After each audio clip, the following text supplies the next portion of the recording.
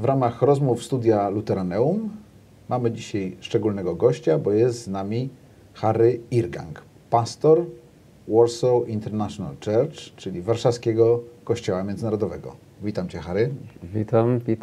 Dziękuję za to, że zostałem zaproszony. Cieszymy się, że jesteś razem z nami i będziemy mogli Też się cieszę. Dowiedzieć się troszkę więcej o Twojej służbie. Zacznijmy może od tego Warsaw International Church, bo myślę, że dla wielu osób jest to nazwa zupełnie obca. To jest Kościół? Kościół znaczy po polsku Warszawski Kościół Międzynarodowy i tak naprawdę mamy kościoły międzynarodowe na całym świecie. W każdym dużym mieście są kościoły międzynarodowe. To są kościoły, które mają nabożeństwo w języku angielskim, bo w każdym dużym mieście jest dużo cudzoziemców, a ich głównym językiem kontaktowym to jest język angielski. I ci ludzie bardzo często nie znają lokalnych języków, więc jak są chrześcijanie, to chcą mieć nabożeństwo w swoim własnym języku i dlatego te kościoły powstają. Z reguły one są tak bezwyznaniowe. A właśnie, czyli nie są one przypisane do żadnej denominacji? Nie, chociaż baptyści czasami mają swoje kościoły, nazywają to też International Church i to pod prowadzeniem baptystów i to troszeczkę ich elementy teologiczne wchodzą w grę, ale tak generalnie to są zupełnie bezwyznaniowe, co znaczy, że cała gama wyznań jest reprezentowana od katolików przez prawosławnych, mainstreamowe kościoły, tak jak kościół anglikański, czy metodystyczny, czy luterański, aż do zielonoświątkowych kościołów. Czyli rozumiem, że jesteś pastorem wielu wyznań. Tak można powiedzieć. A powiedz mi w takim razie, ten Warsaw International Church, skąd znalazł się w Warszawie i od kiedy trwa jego historia? Tak, właściwie to jest ciekawe, bo Warsaw International Church to jest najstarszy anglojęzyczny kościół w Warszawie. Jest parę innych anglojęzycznych, ale to jest najstarszy i prawdopodobnie najstarszy anglojęzyczny kościół w całej Polsce. Tak myślę. I on powstał w 1984 roku w ambasadzie amerykańskiej. Tam był niejaki pan David Swartz, który bardzo chciał założyć kościół głównie dla personelu amerykańskiego w czasie komuny, prawda? Komunizmu. I w związku z tym on podjął pewne kroki, nawiązał kontakt z księdzem Kuczmą z kościoła ewangelicko-metodystycznego. Ksiądz Kuczma płynnie mówił po angielsku i dogadali się, żeby ksiądz Kuczma odprawiał nabożeństwa raz na miesiąc w amerykańskiej ambasadzie. Ale to było dosyć ryzykowne, bo on miał tego nie robić. Władze komunistyczne byłyby bardzo niezadowolone. Więc on miał eskortę. Ktoś z ambasady przyjechał po niego, wziął go samochodem do ambasady i z powrotem, mimo że odległość ambasady od kościoła metodystów jest bardzo krótka. Ale może tylko przypomnijmy, że mówimy o połowie lat 80., tak. Czyli jeszcze koniec stanu wojennego i początek schyłku czasów komunistycznych. Także taki dosyć ostry czas. Niełatwy. Tak, można tak powiedzieć, ale ten kościół zaczął się rozwijać, coraz więcej osób zaczęło przechodzić. Polacy nie mogli, oni mieli zakaz tam przechodzić na nabożeństwo, bo po prostu Amerykanie się bali, że jak władze się dowiedzą, że Polak chodzi na takie nabożeństwa, to będzie miał kłopoty, szczególnie w amerykańskiej ambasadzie. Nie? Ale co się stało później, tak rok później, można powiedzieć, to taka grupa, takie konsorcjum amerykańskich kościołów, kilku kościołów, tam był m.in. United Church of Christ, Lutheran Church, Reformed Church, Methodist Church i może Episcopalian Church. Oni dogadali się, że będą sponsorować pastora, rezydenta, który by przyjechałby ze Stanów Zjednoczonych na okres 3 lat i on byłby wspólnie finansowany przez te kościoły. I właśnie taki system operował aż do końca wieku, tamtego wieku. A kościół w międzyczasie był zarejestrowany jako oficjalny kościół w Polsce. Jest oficjalnie zarejestrowany. Czyli jest na liście kościołów i związków wyznaniowych. Dokładnie, tak. Mimo, że de facto jest samodzielnym bytem. Tak. Czyli ty jako pastor nie masz nikogo nad sobą. Nie, No to absolutnie. komfortowa sytuacja. Bardzo komfortowa, ale to też wielka odpowiedzialność, można No powiedzieć. Tak. No tak. No, co się stało, że po tym czasie ci rezydenci wracali do Stanów Zjednoczonych i te kościoły powiedziały, że przedstawiciele kościołów powiedzieli, że Warsaw International Church musi być samofinansujący. Więc od początku tego wieku jesteśmy zupełnie niezależnym kościołem finansowo. Nie mamy żadnych sponsorów, nie mamy nikogo za granicą, który nas funduje. Jesteśmy zupełnie zależni od funduszy i Czyli od składek wiernych, tak, naszych ludzi, tak. A powiedz mi, Harry, skąd są w tej chwili ludzie, którzy należą do tego zboru? Głównie to są ludzie z krajów afrykańskich, ale też mamy ludzie z Indii. Na początku ten skład był inny trochę, można powiedzieć, bo ja już jestem pastorem od 5 lat i na początku, jak zacząłem 5 lat temu, to byli głównie biali ludzie, którzy przyszli. Ale od pewnego czasu to się zmieniło i teraz szczególnie studenci przychodzą, już nie dyplomaci aż tak, studenci, ludzie, którzy pracują dla spółek, pracują i przyjeżdżają czasami z naprawdę bardzo egzotycznych krajów. Ostatnio mieliśmy kogoś z Tadżykistanu, tak samo z Myanmar, Birmy, tak, to było niesamowite. Nie wiedziałem, że tam są właśnie, chrześcijanie. ja też nie wiedziałem, że tam są w ogóle chrześcijanie, tak. Więc naprawdę jest to bardzo rozmaite i jak ktoś przychodzi do kościoła po raz pierwszy, to widzi to wszystko, to on może być trochę w szoku, bo tam widzi ludzi każdego koloru skóry. Ale z tego, co mówisz, Harry, wygląda na to, że skład tego zboru zmienia się w zależności od tego, jak ci ludzie są długo w Polsce, tak? No bo wyjeżdżają i tracą właściwie kontakt z tym zborem. Tak. To tak naprawdę jest to kościół, który tworzy się na nowo. Każdej niedzieli. Tak. No, każdego roku. To ja już nie pamiętam, jaki był kościół 5 lat temu, bo większość osób już wyjechała, ale zawsze jest jakaś mała grupa osób, która jest na stałe w Polsce. Może to są cudzoziemcy, którzy mają polskich partnerów, prawda, to oni wtedy funkcjonują w Polsce, ale głównie to ludzie zostają może parę miesięcy, kilka miesięcy albo parę lat i potem wracają do swoich krajów. To myślę, że z jednej strony taka różnorodność jest bardzo taka twórcza, ale z drugiej strony chyba bardzo trudna jest praca w takim zborze, gdzie no jednak skład osobowy się zmienia i trudno jest coś planować z dłuższym wyprzedzeniem, nie? Znaczy dla mnie ten skład jest obojętny. Ja tylko się cieszę, że mam ludzi, którzy na przykład mogą czasami mnie zastępować, mogą wygłaszać kazania i są tacy. Albo mogą prowadzić nabożeństwo, że mamy też śpiewaków, prawda? Ludzie, którzy mają różne talenty. I my teraz jesteśmy właściwie od 91 roku, jesteśmy na Miodowej, która jest siedzibą... W Centrum Luterańskim. Tak, dokładnie tak.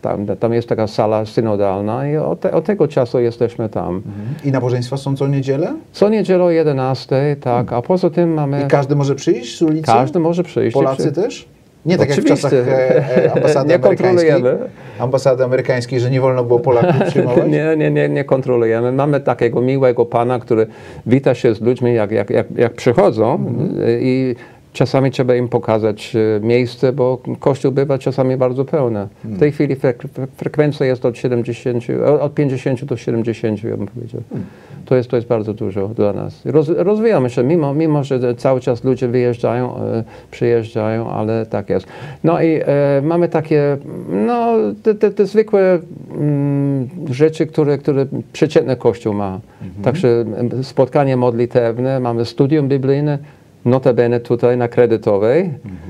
To już jest starsza sprawa, bo dzięki księdzu proboszczowi Piotrowi Gasiowi, to już od 8 lat prowadzę studium biblijne po angielsku na Kredytowej w sali parafialnej. I od czasu, kiedy jestem pastorem, to ja to połączyłem z Warsaw International Church, więc przychodzą do nas i ludzie z parafii Trójcy Świętej, i ludzie z Warsaw International Church. Jest bardzo fajne. Tak. To żeby zamknąć już ten wątek Warsaw International Church, powiedz jeszcze tylko dwa słowa o samej, powiedzmy, liturgii, o doktrynie, czy jest to jakoś wymyślone przez Ciebie jako pastora, bo to jest de facto w Twoich rękach, tak? Jak wygląda nabożeństwo? Tak. To znaczy ja zawsze myślę tak i mówię innym tak, że nam są tylko dwie rzeczy potrzebne w Kościele, w Warsaw International Church. Pismo Święte i Jezus Chrystus. A więcej nie jest nam potrzebne, że ktoś ma swoje naleciałości wyznaniowe, ktoś myśli tak, ktoś myśli inaczej. Oczywiście są różne akcenty, w moich kazaniach też bywają różne akcenty, ale ogólnie co myśmy odkryli, że można mieć wspaniałą jedność, mimo że jest taka dywersyfikacja. Ale ludzie mogą naprawdę być zjednoczeni w Chrystusie. I tak właściwie odzwierciedla nowotestamentowy Kościół. Ale jak słucham Harry, to tak wyobrażam sobie, że to być może jest jedyny taki naprawdę ekumeniczny Kościół w Polsce. No te kościoły międzynarodowe, tak. Gdzie nikt, tak jak mówisz, nie pyta, co nas różni, tylko szuka tego, co jest wspólne, tak? I to jest bardzo piękne. Tak, ja bym powiedział, że nawet w ten sposób odróżniamy się od tych dwóch innych anglojęzycznych kościołów, którzy są w Warszawie, bo oni są bardziej w duchu zielonoświątkowym. A my staramy się być w środku, bo ja sam jestem luteraninem, ja jestem przyzwyczajony do bardziej tradycyjnego nabożeństwa. Z drugiej strony miałem doświadczenie z kościołami zielonoświątkowymi, tak, widzę jak nasi ludzie wielbią Boga i my mamy różne style. Niektórzy wolą tak być cisi po prostu jak się modlą, a innymi językami. Tak, naprawdę jesteśmy twórczy. Tak samo ze śpiewaniem. Są kościoły, które śpiewają bardzo tradycyjne pieśni. Ja uwielbiam te pieśni, ale też zielonoświątkowcy lubią swoje współczesne refreny i pieśni. Także mamy taką mieszankę. No, wyobrażam sobie, że może to być bardzo interesująca taka mieszanka stylów, kiedy ludzie z Afryki swoje rytmy wprowadzają, swoje melodie. I to się miesza z innymi kulturami. Dokładnie. Raz na jakiś czas nawet śpiewamy w innych językach, w ich językach. W pierwszy dzień świąt na przykład mieliśmy Filipinkę, która grała 2 kolędy na gitarze i potem był zespół z Etiopii. I oni śpiewali swoje kolędy. To było piękne, naprawdę. Super. Harry, a teraz skoncentrujmy się na Tobie, no bo jesteś tam de facto pierwszym po Bogu jako pastor. Powiedz, skąd odnalazłeś w sobie takie powołanie, żeby zostać pastorem z Warsaw International Church? A powołanie to zostało, właśnie to się zaczęło jeszcze jak byłem studentem. I ja miałem takie, można powiedzieć, różne duchowe przeżycia. Może naprawdę na dobro się nawróciłem, zamiast być takim nominalnym chrześcijaninem. I czułem wtedy, że chciałbym być pastorem. Czułem, że to jest powołanie od Pana Boga. Więc spróbowałem to, tak jak młodzież, zrealizować. Najpierw załatwimy jedną sprawę. Ja musiałem uczyć się polskiego, bo ja myślałem, że będę pastorem w swoim kościele w Anglii. O tym możemy jeszcze rozmawiać, mam nadzieję. Dojdziemy, tak.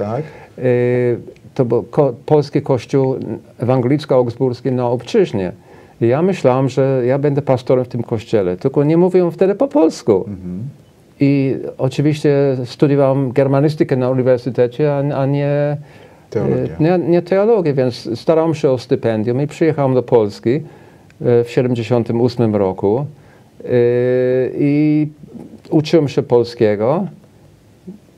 A potem po 2 latach to wróciłem do Anglii, ale zawsze była w moim życiu, żeby odpowiedzieć na Twoje pytanie, zawsze była jakaś blokada. Jak starałem się o studia teologiczne, mi nigdy nie wyszło.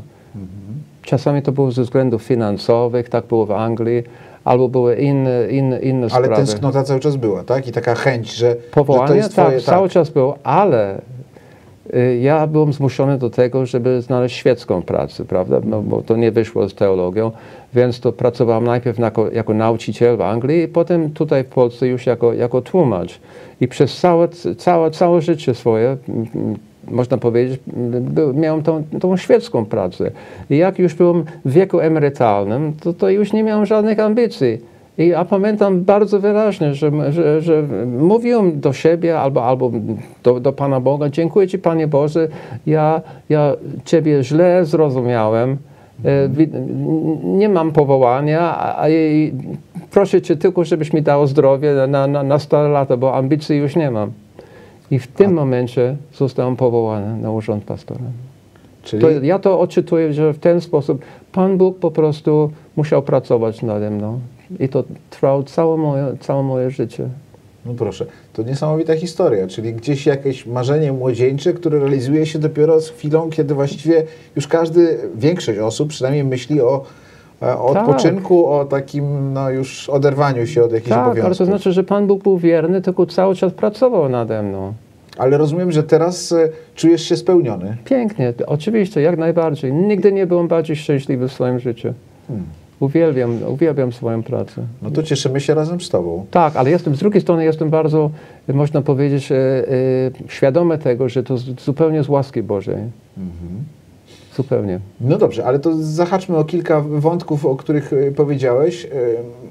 Myślałeś, że będziesz pastorem w polskim kościele ewangelicko-augsburskim na obczyźnie. Tak. Może przypomnijmy, bo pewno nie wszyscy nasi widzowie wiedzą, że po II wojnie światowej, w związku z tym, że na Zachodzie zostało bardzo wielu Polaków, którzy nie wrócili do komunistycznej Polski, ukonstytuował się, stworzył się polski Kościół ewangelicko-augsburski na obczyźnie, którego biskupem był biskup Władysław Firla. On oczywiście miał siedzibę w Anglii, ale z tego co wiem, obejmował także zbory w innych krajach, w Kanadzie, we Francji i tak dalej. Tak, w Niemczech pewno w wielu innych. I w tym kościele ty, rozumiem, byłeś ochrzczony i konfirmowany. Tak, dokładnie. To było w Birmingham, bo wtedy, jak moi rodzice się znaleźli w Birmingham, to mimo, że moi rodzice byli Niemcami, ale mówili po polsku, i wtedy nie było jeszcze niemieckojęzycznego zboru luterańskiego. Teraz już jest, ale wtedy nie było, jak ja się urodziłem. Oni chodzili do polskiego kościoła. Czyli i to był mój rodzimy kościół. Rozumiem, że gdyby wtedy był niemieckojęzyczny kościół luterański w Anglii, to dzisiaj byłbyś pastorem w Niemczech? To ja nie wiem. No jeszcze do tego ale cieszę się, że to wyszło tak, jak wyszło. Jeszcze do tego dojdziemy, bo jeszcze pojawi się Ania, która miała swój udział w tym, że trafiłeś do Polski, ale o tym za chwilę. Ale to zatrzymajmy się przy twoich rodzicach, bo powiedziałeś, że twoi rodzice byli de facto Niemcami, ale urodzeni na terenie obecnej Polski. Tak. Moja mama urodziła się w Kurniku pod zaborem pruskim, czyli przed I wojną światową, a ojciec też przed I wojną światową, ale w Zduńskiej Woli, pod zaborem rosyjskim. To może troszeczkę króciutko opowiem o rodzicach. Tak, bardzo chętnie. Że mama, jej rodzice, moi dziadkowie mieli cukierniczy sklep na rynku w Kurniku.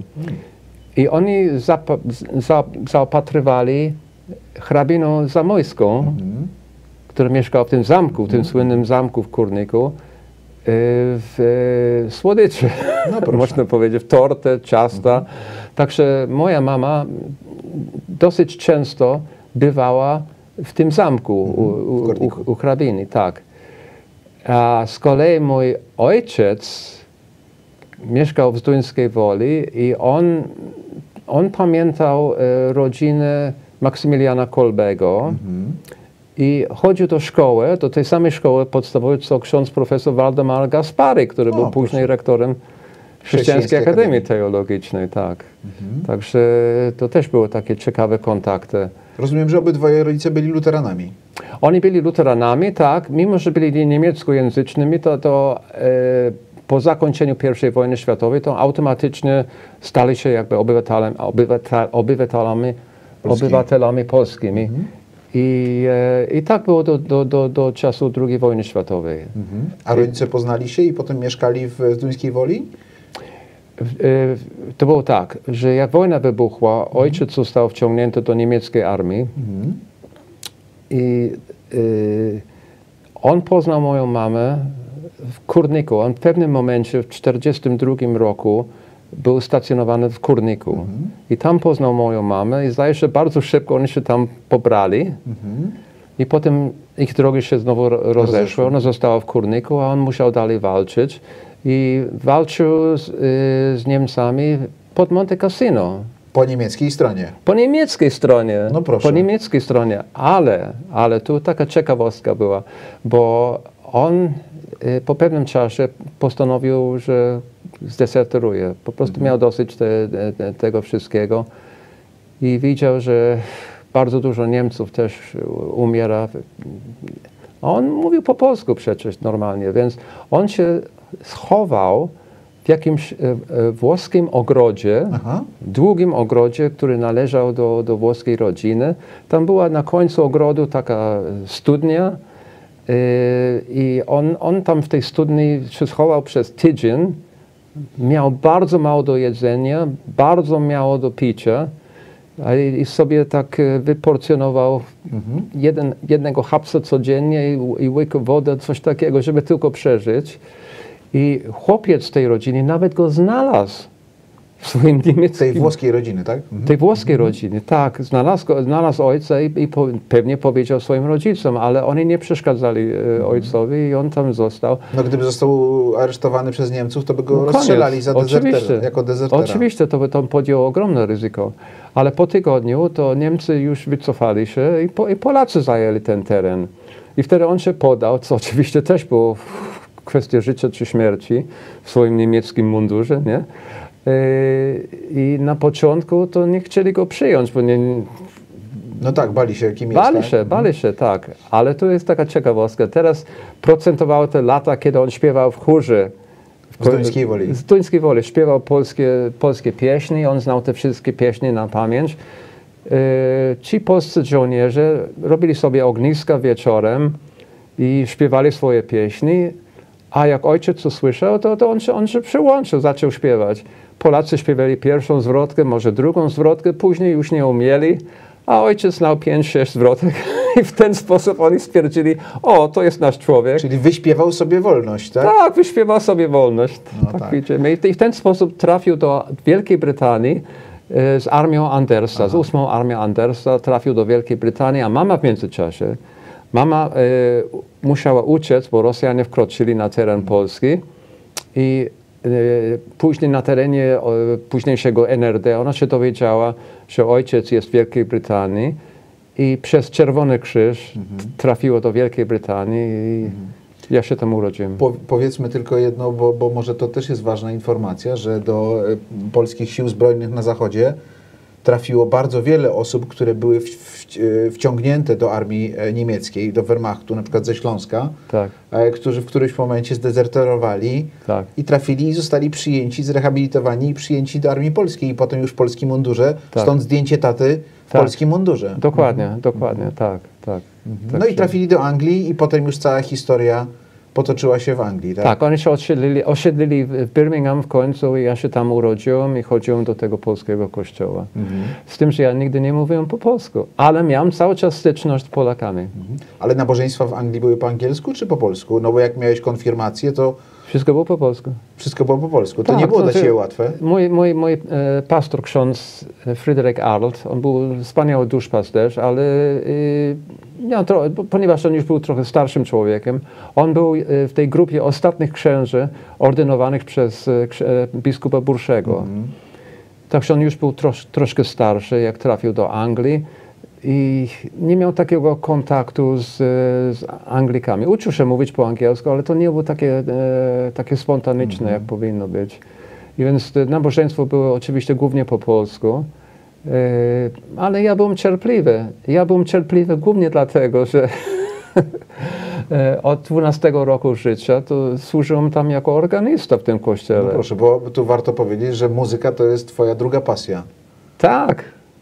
Mając 12 lat zacząłeś grać na organach? Tak, i tydzień po tygodniu grałem. To było właśnie w ten sposób Pan Bóg mnie trzymał w tym kościele. No to co było śmieszne, że umiałem powiedzieć tak, nie, proszę, dziękuję, dzień dobry, do widzenia. i znałem modlitwę pańską na pamięć i apostolskie wyznanie wiary też na pamięć, bo to słyszałem tydzień po tygodniu. Ale dla mnie to był taki strumień dźwięku. I dopiero później, jak się uczyłem polskiego, to się dowiedziałem, co te słowa znaczą. Ale rozumiem, że jak był egzamin konfirmacyjny i padło pytanie o A to już było po angielsku. Aha, po angielsku. Bo myślałem, że jak było pytanie o wyznanie wiary, to byłeś w stanie nie, wyrecytować je bez błędu. Nie byłbym. No tak, no dobrze. No to wróćmy teraz jeszcze do twojej historii. Przyjechałeś do Polski, a wróciłeś tutaj w latach 80., tak? Tak, ale zdaje się, że nie znaczy najpierw w 78 roku. Tak. Ale zdaje się, że potem już nie wróciłeś sam, tylko wróciłeś z kimś. Dokładnie tak było, że w 78 roku, nie wiem, czy Państwo pamiętają, ale to był rok, kiedy Karol Wojtyła stał się papieżem polskim, tuż po moim przyjeździe. I to był też rok zimy stulecia. Aha. I ja wtedy automatycznie zakładałem, że każda zima w Polsce jest tak jak ta zima stulecia. Ale to było ciekawe. Nie byłem tam długo i nawiązałem kontakt z różnymi młodymi ludźmi z tych kościołów.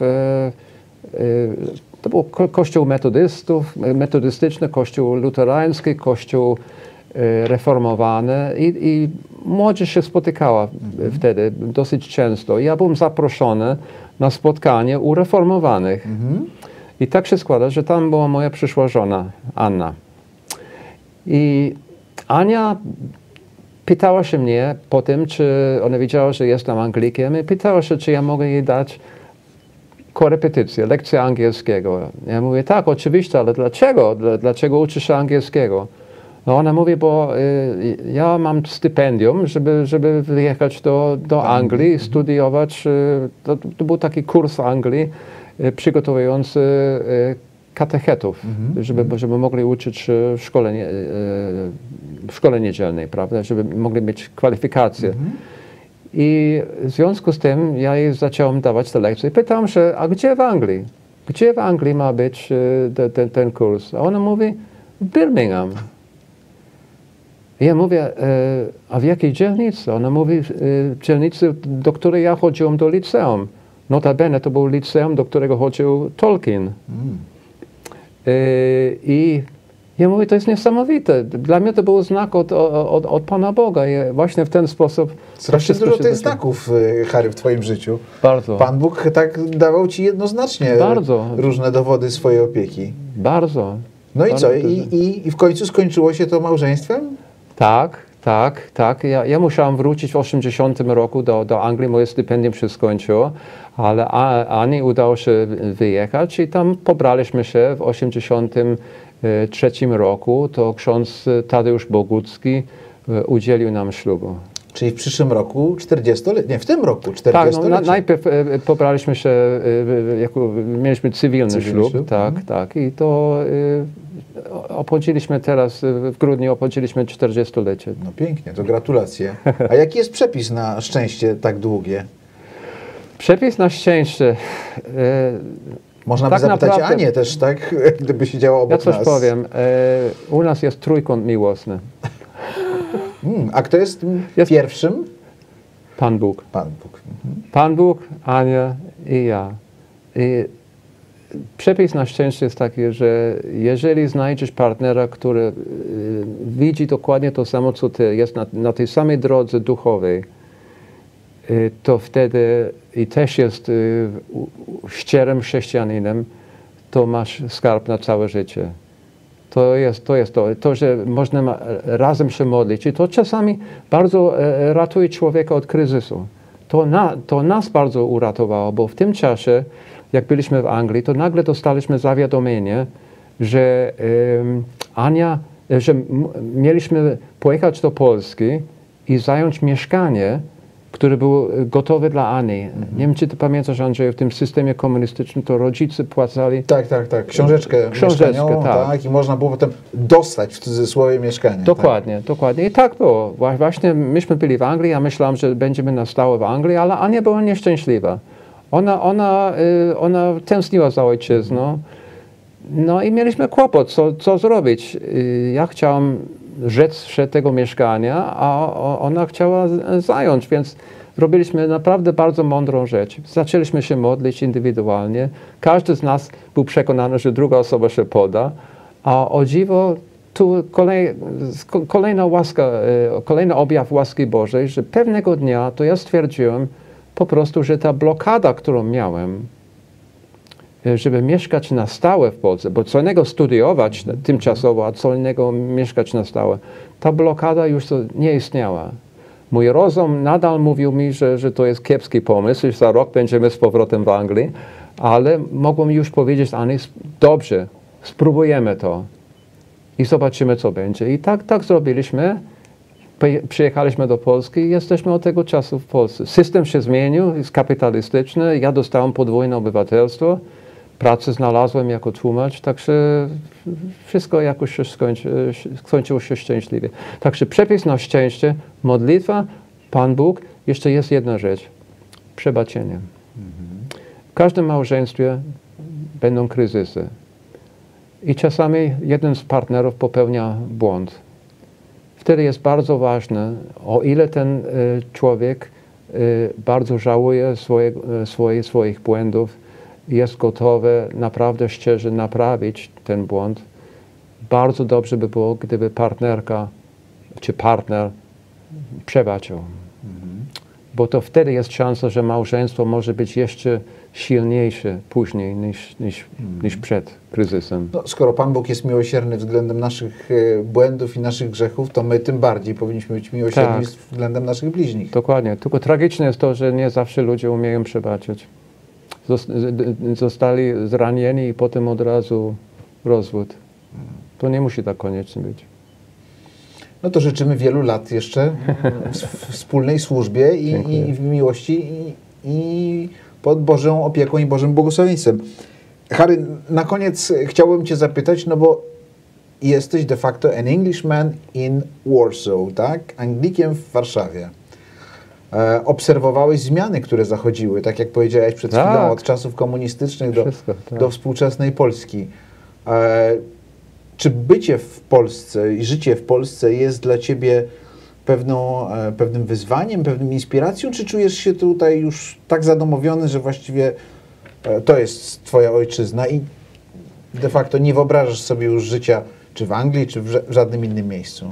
Nie wyobrażam sobie, bo tak jak powiedziałem, od samego początku miałem bardzo wyraźne poczucie i nadal mam to samo poczucie, że jestem dokładnie na tym miejscu, gdzie Pan Bóg mnie postawił.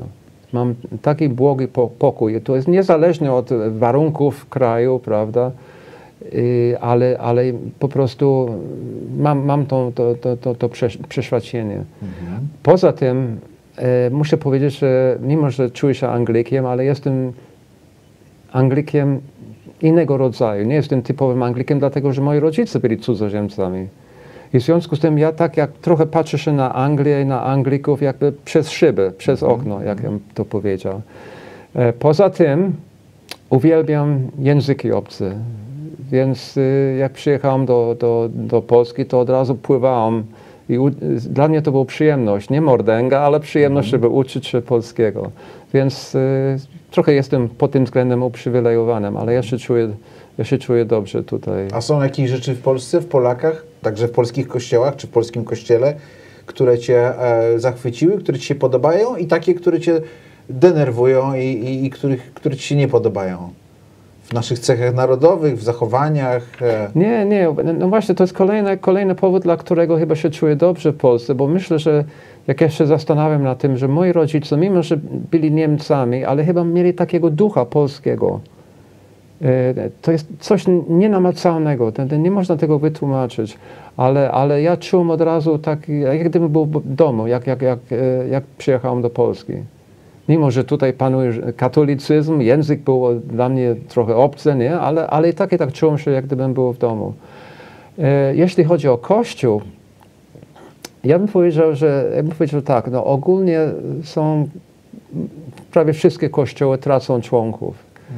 I trochę zauważyłem, ostatnio ubolewam na tym, że w Polsce, wiesz Andrzeju, ja nieraz ewangelizuję na ulicach Warszawy, to idę i rozmawiam z ludźmi rozdaje ulotki. I ja wiem, że ludzie z innych kościołów anglojęzycznych też robią to samo. Ale ja nigdy nie widzę Polaków. Ja nigdy nie widzę przedstawicieli danego kościoła, którzy rozdają ulotki na ulicy i zapraszają ludzi do swoich kościołów. I ja myślę, że powinniśmy tak robić, bo jest dużo bezbożności w tej chwili w kraju. Ludzie odchodzą od Boga i potrzebują ciepłego miejsca. My musimy po prostu wyjść z poselstwem o Jezusie do tych ludzi i rozmawiać z nimi. Także mi tego brakuje. W Anglii to się częściej robi. Ale nie myślisz, że po prostu problem jest też w tym, że taki tradycyjny kościół, do którego jesteśmy my przyzwyczajeni, w jakich żeśmy się wychowali, w dzisiejszym takim szybkim świecie, kiedy wszystko się tak zmienia, kiedy człowiek jest bombardowany ogromną ilością informacji, no to ten przekaz musi być trochę inny, tak? Forma przekazu musi być też trochę inna. Myślę, że bo tak. ciężko jest tych młodych ludzi, ale też i starszych, no właśnie, którzy gdzieś tam odeszli, albo może nigdy nie słyszeli dobrej nowiny. Ciężko jest ich taką tradycyjnym zwiastowaniem zachęcić. No myślę, że może starsi jeszcze jako tako, ale młodzi, oni bardzo często nie widzą sensu tej tradycji, tych różnych, dlaczego ma być akurat taki porządek nabożeństwa czy coś, dlaczego mamy robić A, B, C. No i odpowiedź jest z reguły, bo myśmy tak zawsze robili od czasu reformacji. Ale to, dla młodych to nie jest wytłumaczenie. Rozumiem, że masz łatwiejszą sytuację w swoim zborze, Warsaw International Church, bo tam możesz wprowadzać trochę zmian. Trochę zmian, tak? Tak, i trochę wolności. Właśnie to była pierwsza rzecz, którą zrobiłem, jak tam był. Bo kiedyś jak te tradycyjne kościoły tam wysyłały swoich pastorów do Warsaw International Church, to też był taki porządek nabożeństwo według metodystów, czy luteran, czy coś, ale myśmy odeszli od tego. To nie ma sensu w tej chwili, bo większość ludzi to są ludzie, którzy chodzą do innych kościołów bezwyznanowych albo do kościoła zielonoświątkowego. Więc to nie miałoby żadnego sensu. Więc jesteśmy o wiele bardziej swobodni.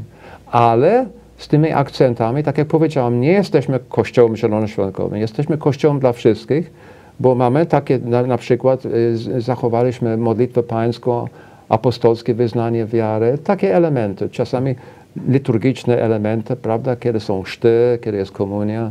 Ja udzielam tych sakramentów, ale nie jestem ordynowanym księdzem, więc nie wolno mi na przykład prowadzić ślubów czy pogrzebów. Ale te inne funkcje to ja robię.